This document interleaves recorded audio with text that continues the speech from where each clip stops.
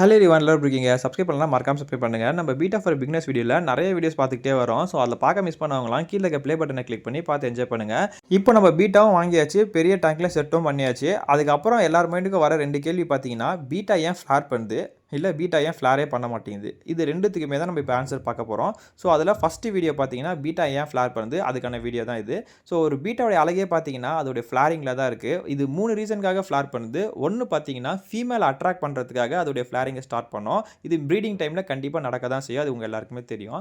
அடுத்து 2வது பார்த்தீங்கன்னா, பீட்டா வந்து இது ஒரு பிளேஸில் பார்த்தீங்கன்னா, வேற ஒரு ஃபிஷ்ஷை நீங்கள் போட்டிங்கன்னா கண்டிப்பாக அந்த டைமில் ஃப்ளாரிங் பண்ணோம்.